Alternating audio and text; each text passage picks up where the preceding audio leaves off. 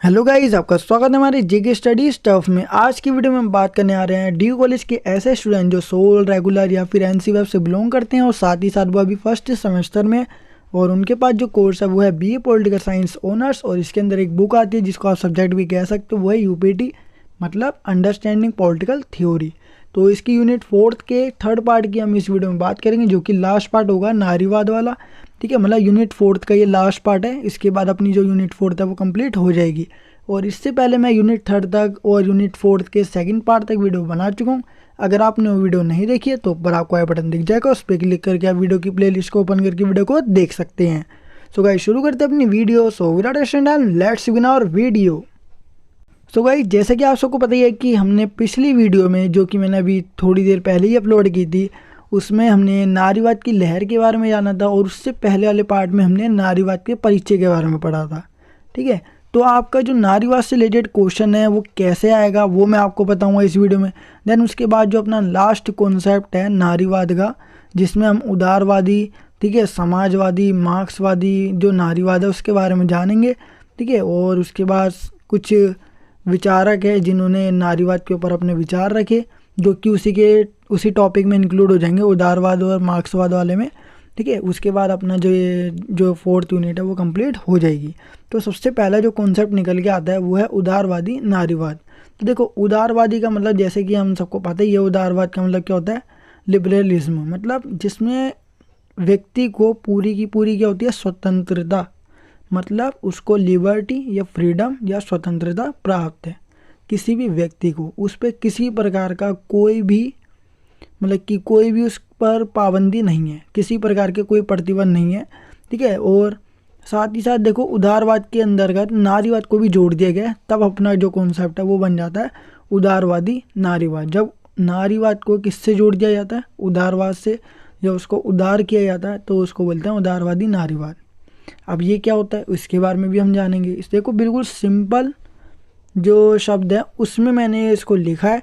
I hope आपको ये समझ आए। अगर आपको कुछ भी डाउट हो ना तो आप हमें कमेंट बॉक्स में बता सकते हैं। मैं उसको अगर ज़्यादा से ज़्यादा अगर हो सकेगा तो कमेंट बॉक्स में बता दूंगा, या फिर मैं उसको एक अलग वीडियो के थ्रू भी समझा दूंगा। ठीक है, तो देखो, उदारवादी नारीवाद, ये नारीवाद से जुड़ी आरंभिक विचारधारा। सबसे पहली विचारधारा कौन सी है नारीवाद से जुड़ी, उदारवादी नारीवाद। देखो, नारीवाद जो है वो तो चलो ठीक है, वो पश्चिमी देश से शुरू हुई है। नारीवाद का कॉन्सेप्ट कहाँ से शुरू है, पश्चिमी देशों से, मतलब ऐसे देश जो विकसित हो चुके हैं, जिन्होंने अपना विकास कर लिया है, वहाँ से शुरू हुई है नारीवाद का कॉन्सेप्ट। ठीक है, फिर धीरे धीरे कर करके ये और बढ़ा। फिर बाद में जाके ये क्या हुआ, जब 19वीं सदी पार हुई तो 19वीं सदी में ये कहाँ पर आ चुका था, पूरे विश्व में आ चुका था। ठीक है, हर एक कंट्री को पता है कि फेमिनिज्म क्या होता है। ठीक है, कोई भी ऐसा कंट्री नहीं है जिसको ना पता हो कि नारीवाद या फेमिनिज्म क्या होता है। फेमिनिज्म के बारे में सबको पता है। ठीक है, मतलब मैं वर्ड की बात नहीं कर रहा, इसका मतलब पता लोगों को कि नारीवाद जो है एक तरीके से महिलाओं के जागरूक होने की बात, या उस समय की विचारधारा है जब महिलाएं क्या हो गई थी, जागरूक हो गई थी। ठीक है, मतलब उनको अब समानता का अधिकार चाहिए, उन्होंने मांगे करना शुरू कर दी है, कई सारी एक्टिविटी की जिससे उनको एम्पावरमेंट मतलब सशक्तिकरण भी मिला। ठीक है, तो ये सब ना उदारीकरण नारीवाद के, मतलब उदारीकरण नहीं, नारीवाद के अंतर्गत आता है। ठीक है, अब उदारवादी नारीवाद क्या होता है वो देखते हैं। ये नारीवाद से जुड़ी आरंभिक विचारधारा है। नारीवाद के अंतर्गत सबसे पहली विचारधारा कौन सी है, उदारवाद वाली। ठीक है, नारीवाद के अंदर सबसे पहली विचारधारा उदारवादी नारीवाद की है, जो उदारवादी से जुड़ी मान्यताओं के आधार पर स्त्रियों के अधिकारों की वकालत करती है। मतलब कि उदारवाद से जोड़कर स्त्रियों को जो अधिकार मिलने चाहिए उसकी वकालत कौन करता है, उदारवादी नारीवाद। इसके अंदर करना नारीवाद मतलब स्त्रियों को क्या करते हैं, अधिकार दिलाने की मांग की जाती है। अब स्त्रियों को अधिकार मिलेगा, वो भी क्या है, बिल्कुल स्वतंत्रता। ठीक है, मतलब महिलाओं को पूरी की पूरी क्या मिल जाएगी, स्वतंत्रता मिलनी चाहिए। ऐसा उदारवादी नारीवाद के अंतर्गत कहा गया। इसमें महिलाओं को पुरुष के समान अधिकारों की मांग रखी गई तथा पितृसत्तात्मक समाज का विरोध किया जाता है तथा लिंग के आधार पर भेदभाव का विरोध किया जाता है। देखो, ये सब कुछ तो बहुत सिंपल है। देखो, हाँ, ऑब्वियसली बात है कि महिलाओं को पुरुष के समान अधिकार मिलना चाहिए, इसकी मांग रखी गई है उदारवादी नारीवाद में। सेकंड थिंग इसमें बोली गई है पितृसत्तात्मक समाज है उसका विरोध किया जाता है इसके अंतर्गत, ये भी सिंपल है। लिंग के आधार पर, मतलब स्त्री और पुरुष के बीच में जो लिंग के आधार पर भेदभाव किया जाता है उसका विरोध किया जाता है। वो तो नारीवाद में भी किया जाता है, कुछ बात नहीं है इसमें बस, ठीक है। बस ऐसा कॉन्सेप्ट जिसको उदारवाद से जोड़ दिया गया तो उदारवादी नारीवाद कहलाता है। अब देखो, उदारवादी नारीवाद ये एक प्रकार का सुधारवादी आंदोलन है, मतलब इससे ना महिलाओं की स्थिति में कुछ ना कुछ क्या है, सुधार आया है। और ये एक प्रकार का क्या है, आंदोलन है जिसमें बढ़ चढ़ कर किसने भाग लिया, महिलाओं ने भाग लिया है, ठीक है। क्योंकि नारीवाद का कॉन्सेप्ट है तो महिलाएं भाग लेगी बढ़ चढ़ कर। तो ये एक प्रकार का क्या है, सुधारवादी आंदोलन है जिससे महिलाओं की जो स्थिति है उसमें सुधार आया, और इसलिए हम इसको सुधारवादी कहते हैं। और दूसरी बात, इसमें बढ़ चढ़ कर किसने भाग लिया, महिलाओं ने, इसलिए हम इसको आंदोलन कहते हैं, क्योंकि इसमें बहुत सारी क्या थी, महिलाएं शामिल थी। तो इस प्रकार से हम कह सकते हैं कि ये एक प्रकार का क्या, सुधारवादी आंदोलन है। अब 18वीं सदी में उदारवादी नारीवाद का विकास तेजी से हुआ। जैसी 18वीं सदी आई तो बहुत सारा मतलब लोगों को पता लग गया कि अब महिलाओं को स्वतंत्रता दी जानी चाहिए और साथ साथ समानता दी जानी चाहिए, और उनके साथ जो भेदभाव है उनको हटा देना चाहिए, और अत्याचार शोषण वगैरह इन सब को मतलब महिलाओं के साथ ये सब नहीं करना चाहिए, ठीक है। तो उदारवादी नारीवाद ना तेज़ी से क्या हो गया, विकसित होने लग गया। लोगों का मानसिक विकास भी हुआ, लोगों को में समझ आ गई कि हमें भेदभाव नहीं करना चाहिए।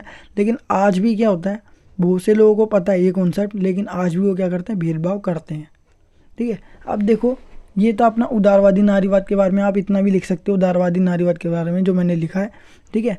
ज़्यादा बढ़ा चढ़ा के आपको नहीं बताना है, इतना मेन नहीं है, लेकिन हाँ इम्पोर्टेंट है, लेकिन इसके चांसेस कम होते हैं। लेकिन धाराएं वाला जो है ना, हमने सेकंड पार्ट में पढ़ा था, वो ज़्यादा आता है इम्पोर्टेंट, वो बहुत ज़्यादा इम्पोर्टेंट है।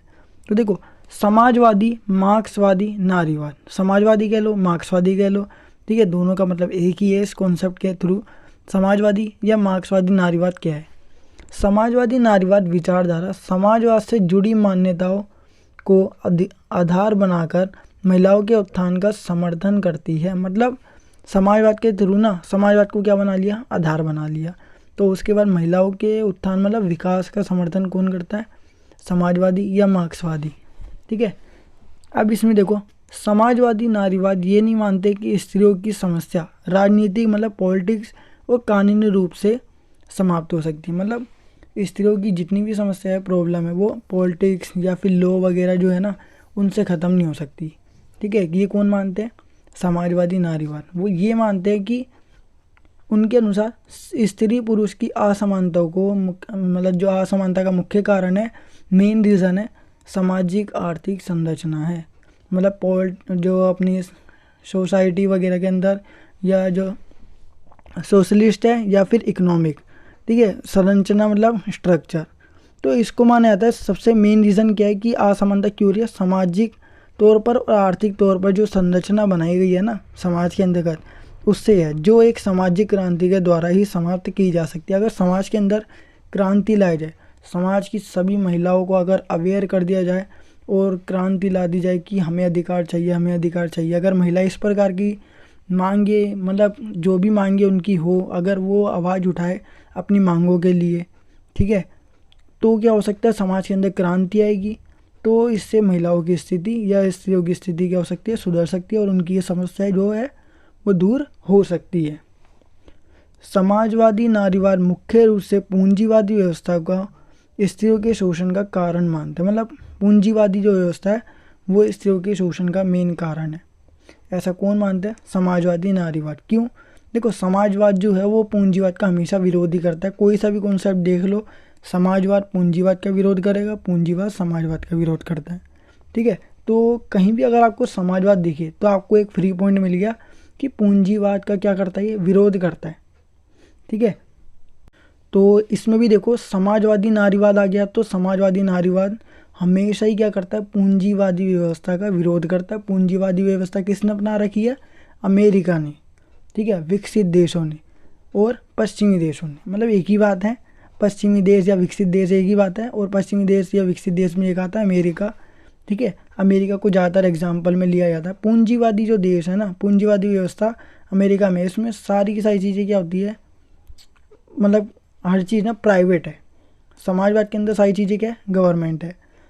अब देखो, समाजवादी नारीवाद मुख्य रूप से पूंजीवादी व्यवस्था को स्त्री के शोषण का मुख्य कारण मानते हैं। इस विचारधारा के मुख्य विचारक कौन कौन से हैं, पहला है चार्ल्स फ्यूरिक, ठीक है, चार्ल्स फ्यूरियर, और दूसरा है फ्रेडरिक एंगल्स, और तीसरा है शीला रोबाथम। 3 है, 3 में से 2 भी याद कर सकते हो। तो देखो इसमें सबसे मेन है फ्रेडरिक एंगल्स और शीला रोबाथम। ठीक है, इनके बारे में देखते हैं हम। फ्रेडरिक एंगल्स ने क्या माना, इनके अनुसार क्या बताया गया। इनका मानना है कि स्त्रियों का दमन, मतलब स्त्रियों को किस वजह से दबाया जा रहा है, परिवार की संस्था से शुरू होता है। परिवार से ही शुरू होता है कि परिवार से ही क्या होता है, शुरू स्त्रियों को दबा दिया जाता है।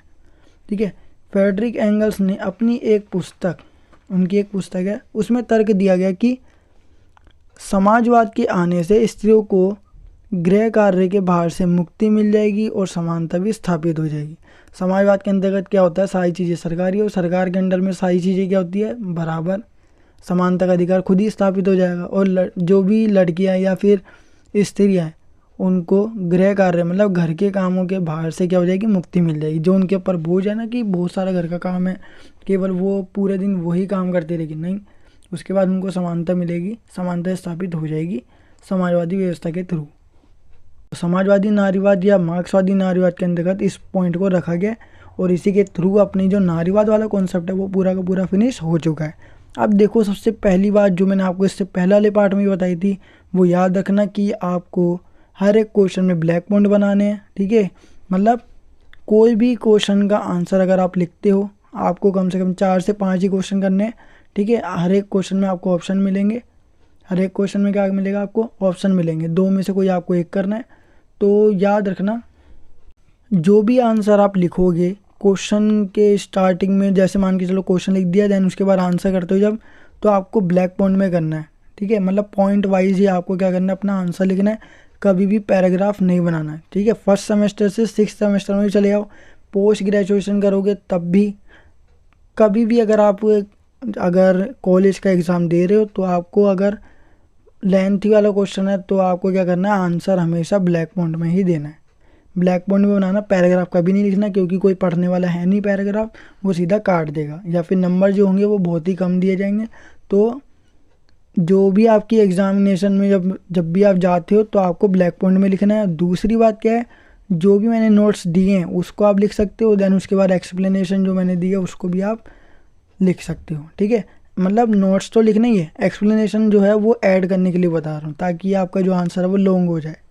ठीक है, सो गाइज इसी के साथ अपना जो यूनिट 4th है वो नारीवाद वाला ख़त्म हो जाता है, मतलब फिनिश हो चुका है। अब इसके बाद यूनिट 5th फर्स्ट है, वो भी हम संडे मतलब कि आज ही ख़त्म कर देंगे। सो गाइज ये थी हमारी आज की वीडियो। आई होप गाइज आपको वीडियो जरूर पसंद आई होगी। अगर आपको वीडियो पसंद आई तो वीडियो को लाइक शेयर कमेंट करना बिल्कुल ना भूलिए, और साथ ही साथ अगर आप हमारे चैनल पर नए हो तो चैनल को सब्सक्राइब एंड बेल नोटिफिकेशन पे क्लिक करके आप हमारी आने वाली हर वीडियो की नोटिफिकेशन तुरंत पा सकते हैं। सो गाइज मिलते हैं अपने नेक्स्ट वीडियो के साथ। So thanks for watching this.